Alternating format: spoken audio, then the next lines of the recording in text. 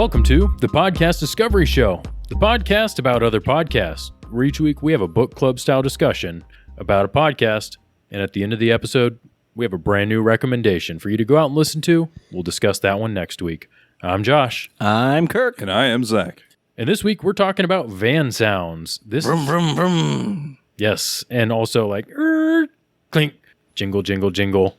Why is it jingling? Yeah, what's wrong with this van? That's the keys. Oh, okay. So you turn the van on and off with the keys. Okay, I got you. Okay, gotcha. No, not those kind of van sounds. It is...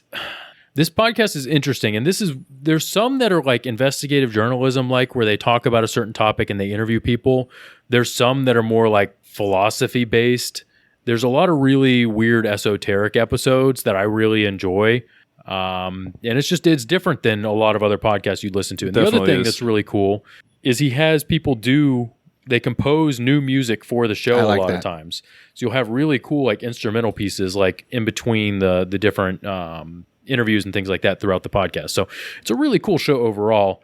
And the specific episode we're talking about is called Rule of Thumb. So if you like this episode, go check out the episode called Kathmandu 666, which is talking about death metal in Nepal, and a hobo, a tramp, and a bum. And then what was your very abstract one you talked about? And then there's one called Lucian. It's like a three-parter, right? It's a four-part episode that I'm not going to give anything away, but listen to it if you like esoteric philosophy-based podcast, because it's a slow burn. I don't even know what that means. I want to listen to it just to find out what you mean. If you're curious about what those words mean, you can listen to this episode. Yeah, it's really... I know what those words mean. I just don't know what it means in a podcast sense. You don't have to lie. I'm not judging you. That was the first 4 episodes of this podcast I listened to, and that's what I said, okay, I got to recommend this podcast, but let me do one that's not a 4-part episode and such a slow burn. So, highly recommend the show overall. The audio quality is really good. If y'all didn't listen to it on headphones, he has really crisp, high-quality audio. I think he does some audio engineering work, so he's very invested in like the audio quality being good, which is something I always take note of in podcasts, because there's a lot of podcasts with bad audio quality. So you note when it's really good. So really like the show. The episode I recommended was Rule of Thumb, and it's all about hitchhiking, which I thought was fascinating. And I listened to this episode, and I was like, I'd never thought about hitchhiking for more than like 30 seconds in my life before this. And so like didn't realize this was such a thing. The show basically opens with him actually hitchhiking. Yeah. Which was awesome. Yeah. And he hitchhiked for a while, and that kind of went throughout the whole episode, but throughout the episode as well, he interviewed people. One was an author. One was just somebody that had done a lot of hitchhiking. It's someone he knew that did hitchhiking to get between different places in a hiking trail. Yeah. So she was on a long hiking trail trip. And so she said, I'm going to just hitchhike between the different spots.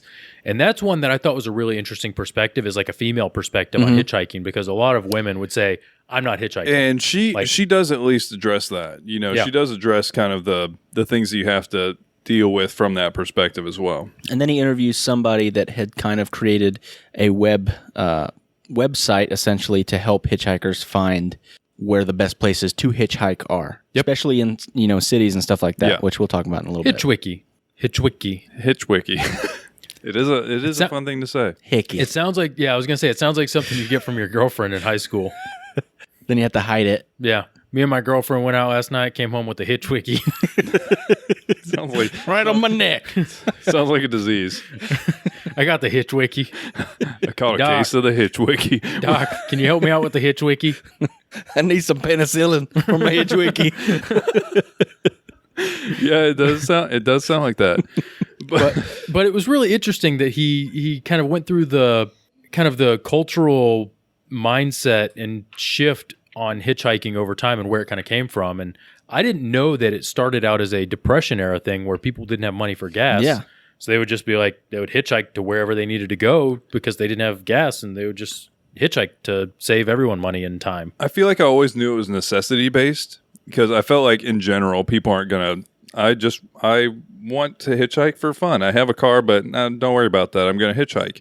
I always felt like it was necessity based, but I didn't realize it came from like a time where there was a lot of that, and there was a time where it was a lot more prevalent because there wasn't people didn't have options, and a large scale group of people didn't have options. And so it became popular during the Great Depression, and that was definitely an interesting thing that he threw in there. Yeah, and I'd be interesting to hear how much hitchhiking there was during like the free love 70s, that kind of era. I think it seems like it would still be strong. I think hippies probably really were into the idea of hitchhiking, where you just kind of go wherever the road wind takes blows. you, where the wind blows.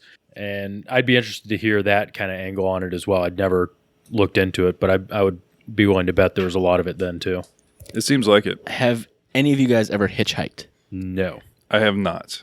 I haven't you? either. I've picked up hitchhikers. I have as well.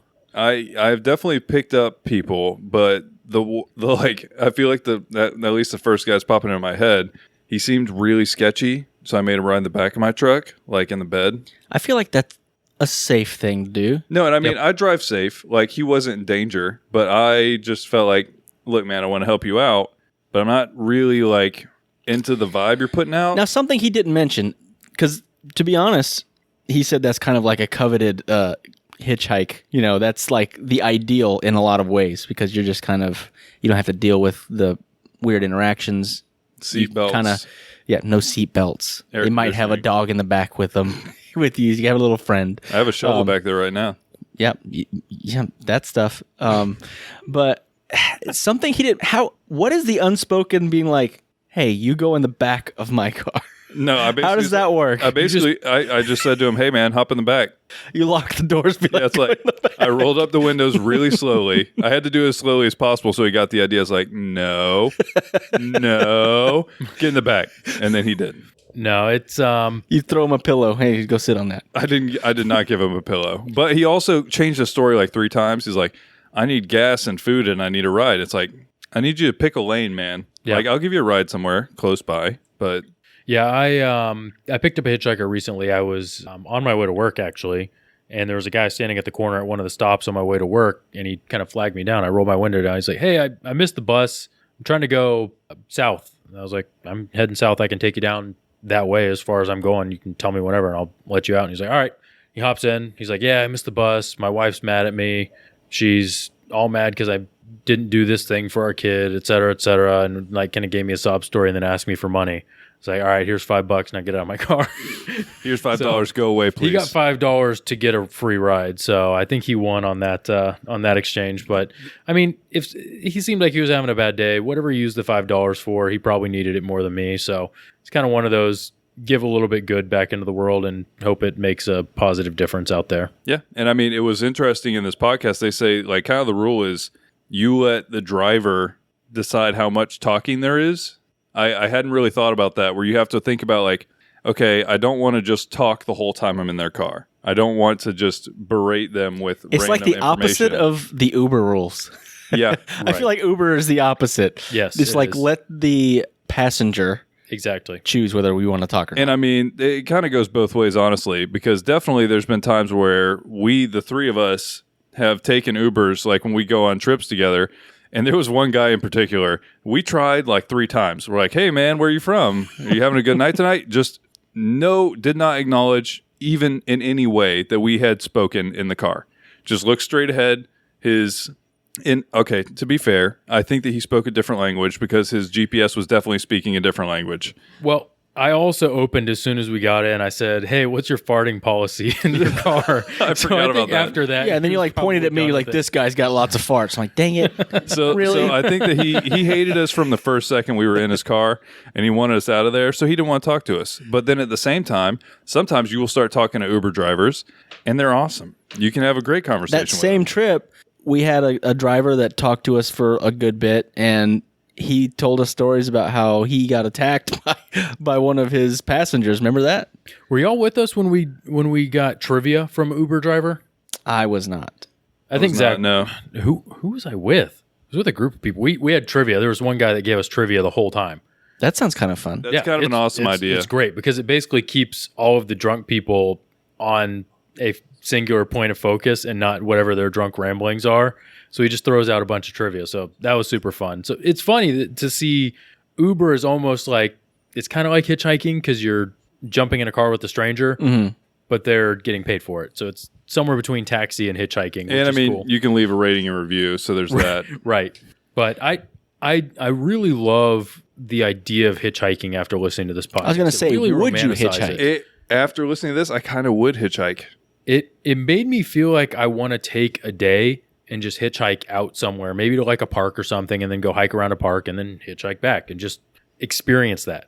Like, I don't need to go far or do like a 3-day trip or anything like that, but I think it would be, I don't know, I think it would be very freeing and kind of therapeutic to do that. I do think it would be a cool experience. And I think this podcast has a lot to do with that, because I never really thought of it as like, oh, it'd be a cool experience to just kind of just go, just wander.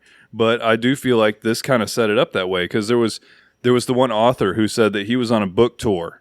Yeah. And that he was literally hitchhiking between book tour stops, and that all the bookstores were like, please don't. Like, We want you to be on time. we don't want you to be like variable on when you get to a city, or like if you can at all, because you're just trying to hitch a ride everywhere. And so it's just, there was a lot of cool intricacies of the different elements of this that all played out in this podcast. Yeah, and the crazy thing was he actually made all of his stops on his book tour from Seattle to Portland and then over to Boston. So like he went all the way across the U.S. He made all of his stops on time. Seattle to Portland is one thing. Portland to Boston is a different all thing. of the stops between Portland and Boston was probably crazy. Yeah, like that is nuts. But it's kind of a cool, it's a cool thing to just, and also this kind of brings me back to Cal Fussman, because I feel like it's kind of, there's this wanderer element of it where you're interacting with people you would never interact with otherwise. You're meeting people that you're going to meet and know once, like one moment in time. You're having a single experience, a single interaction with them, and then that's it. And so it kind of gives you that chance to like live in the moment. And it could be like, I feel more like this is idealized a little bit because of this podcast, and it showed a bunch of people. There was nobody on this who was hardcore negative on hitchhiking. Right. It was a lot of people who appreciated different elements of it and different kind of intricacies of what was happening. But I still think that would be a kind of cool thing to experience. And I think it's almost that feeling of when you move to a new city or you start a new job and no one knows who you are, you can kind of redefine who you are, but you get like little microbursts of that. It's like this person has no idea who you are, is never going to meet you again. You're never going to interact with this person ever again. So you can just be 100% authentic and true and say whatever you want. And if they or judge you can who be cares? somebody Or you can be someone completely else. different. Yeah, or you can be someone else. And There's they'll no, never there's know. no rules. Hello. Just right. What was that? Hello. I don't know. It's just a different accent. It's Borat, right? Hello, my name is Juan. So I thought it was really eye opening that there's a lot of people that are still hitchhiking. I didn't realize that was a thing that people kind of did as almost a hobby. It's a thing you can do as part of like a lifestyle or a hobby, and I didn't realize that was a thing that was out there, which is really cool to learn about those new microcosms of the world's big enough now and the internet's connected enough people. There's a micro community for everything. It really is. Here's another one, and it's just it's really cool to hear people just kind of living their dreams and following their passions and chasing the wind, so to speak. And when he interviews the lady halfway through the episode, and she's kind of talking about the way that she does it, because she was going long distances, so she would have like a tent and stuff like that with her, and she would like sleep at like national parks and stuff like that. That was an interesting another tidbit that was interesting. As you can stay there, you could just stay at a national park, I guess is the rule. Yes and no. There's a bunch of rules. She and even regulations. mentioned that like she would go pretty late when it was already closed and the checkpoint was pretty much closed, and then she would leave early before they opened it. So probably not. You can stay technically. You can stay anywhere. Well, there's different things. Maybe not. There's different things. National parks, I think, are different, but there's certain park systems that are open where you can just camp wherever.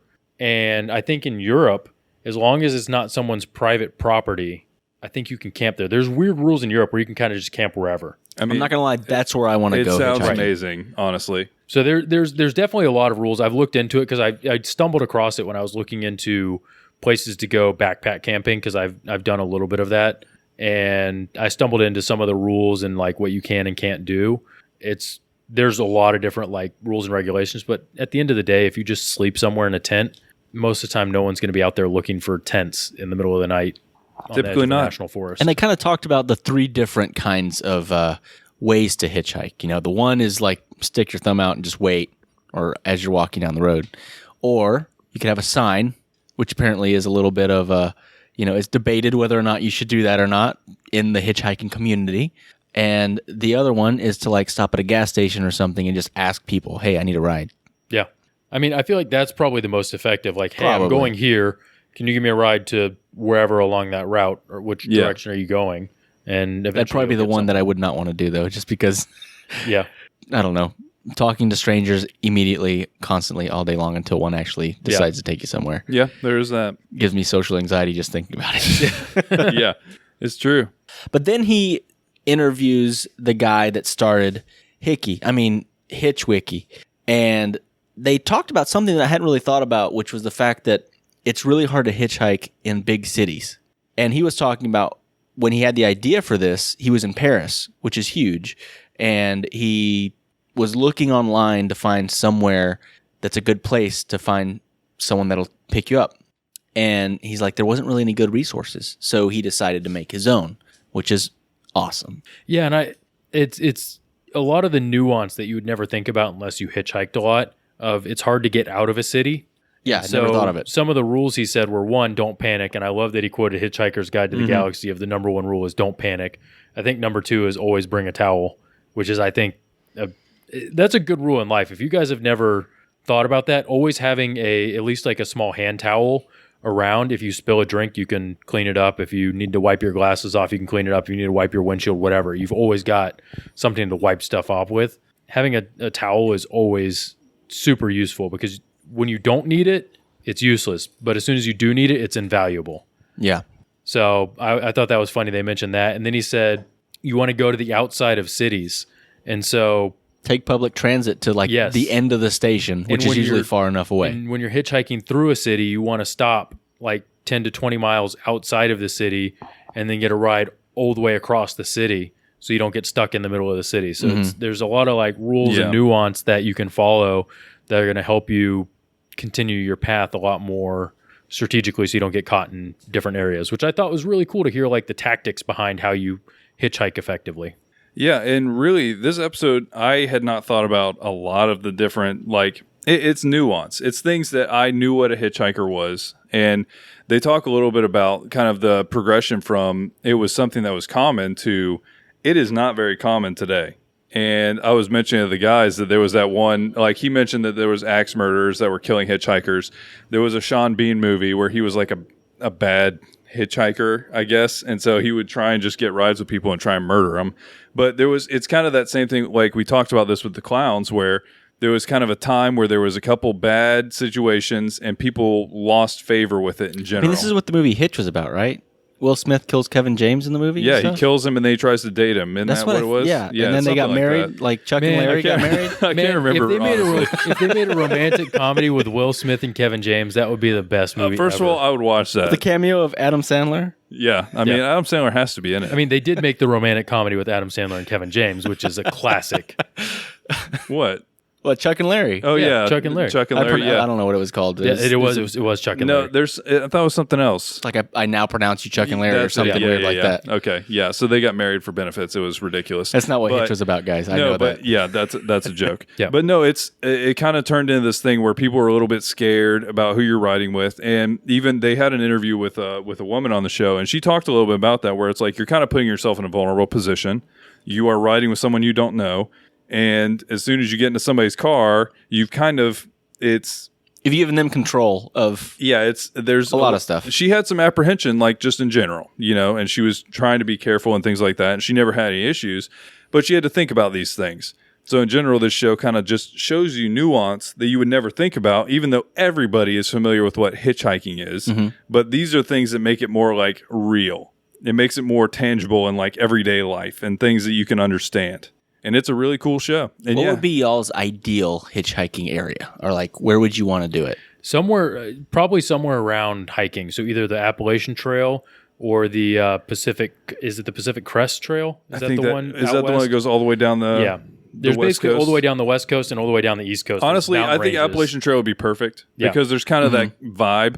Because Appalachian Trail, there's a lot of like it's generally you all go stay somewhere. Like all along the Appalachian Trail, there's places where you can stop and like hotels and people that will literally let you like stay in their house, like Airbnb style, because they just are kind of part of that life. And so I feel like that's a very accepting place to try and hitchhike.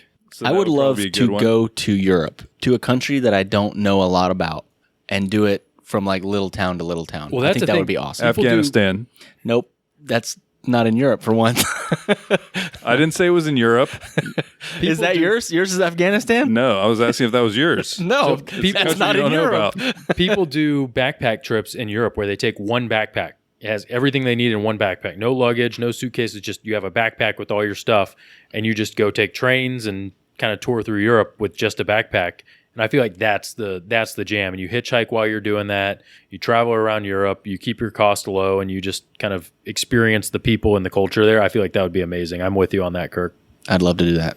Yeah, And you sounds could do, amazing. Yeah, you could definitely do Spain. You could do a lot of places in Europe that would all work well. I think anything further north would be too cold. Like if you did any of the Scandinavian countries, it'd Siberia. be way too cold. Yeah, way too cold. See, I was thinking about, when I think about this kind of stuff, I think about us doing it together, like as a group. What are the odds of getting picked up No. when there's more than one person? No, especially with three. What if Right? we tell them that we'll tell them our dumb stories the whole time? Do you think I that think makes us getting more them or to less stop likely to get a ride? is the difficult part. I mean, here's the thing. If three dudes are on the side of the road trying to hitchhike, I'm not picking them up. If I saw you two jabronis with a liter of Topo Chico and a bunch of Slim Jims, I would never pick you up. Yeah. If I see a guy with a box full of chicken wings trying to hitchhike, I'm not going to pick him up either. yeah. Basically, if you guys aren't gathering, road trips with the PDS is usually It's Road Trip a Daddy and nightmare. Road Trip Baby are not fun to travel It's with, not- apparently. Oh, wait, are you Road Trip Baby now? Yeah, we already said that Oh, okay. a long time ago. Yeah, we'll lock it in. Hey, Road Trip Daddy gets things done. I'm the best person to road trip I with. still hate it. I hate it so much. I always did. But yeah, awesome show. He clearly does care about the audio of it. It's a really quirky show, very interesting, and you learn stuff that's kind of got his little spin on it. And I picked up a lot of things, and now I want to hitchhike. So that brings us to this week's recommendation. Oh, and I got one for you guys, and I think it's perfect for our group dynamic. You've kind of hyped it up a little bit, so it better be good now. This show is called The Great Debates, and what this show is frivolous debates, but moderated. There are two hosts, Steve Healy and Dave King. Steve Healy wrote for The Office and 30 Rock. Wow. Dave King wrote for Parks and Rec and The Simpsons Jeez. and The Good Place. And each week, they bring in debate topics that are not serious at all. Well, they can be. It really doesn't. There's no rules. It's just I see where this is let's going. have a debate. And No rules, just right, like yeah, Outback. just like Outback. But Have it your way. Not a sponsor. the episode, Outback is not sponsoring us. Don't go there. I mean, but if they do sponsor us, then do go Then there. do go there. Yeah, Get a blooming onion. The cheese fries are great. So the episode I'm recommending is episode 309, our traditional holiday gathering with BJ and John. And BJ is BJ Novak, also known as What? Ryan from The Office, and John Mayer. Oh, man. And What? On this episode, excited. they all bring random debate topics, and I would like you guys to bring debate topics. And All right. we are going to debate it up next week. I've already got mine locked in. All right.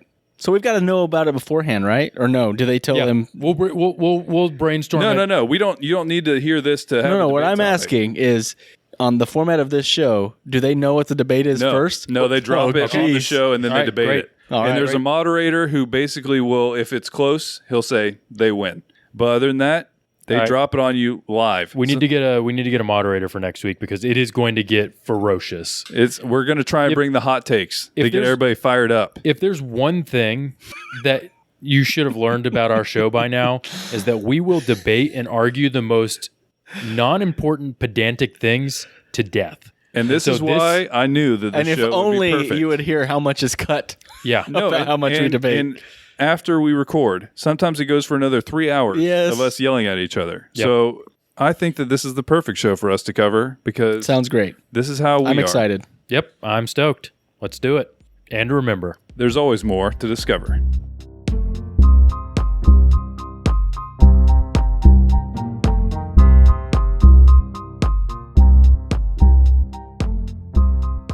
Thank you for listening to the Podcast Discovery Show. We have a few things we'd like to tell you. First, we would love to hear from you on Twitter at the PDS Official or in our Facebook group, the Podcast Discovery Club. Secondly, leaving a rating or review on iTunes helps tremendously in giving us visibility and also visibility to the podcast that we recommend. You can also check out our Patreon page to get exclusive bloopers, old episode archives, and other exclusive content while supporting the show. Finally, seriously, get in touch. We'd love to hear from you about what you love about podcasts. And thank you for being a part of all of the things that we do. This was a podcast from the Podfix Network. You can check out more shows like it at podfixnetwork.com.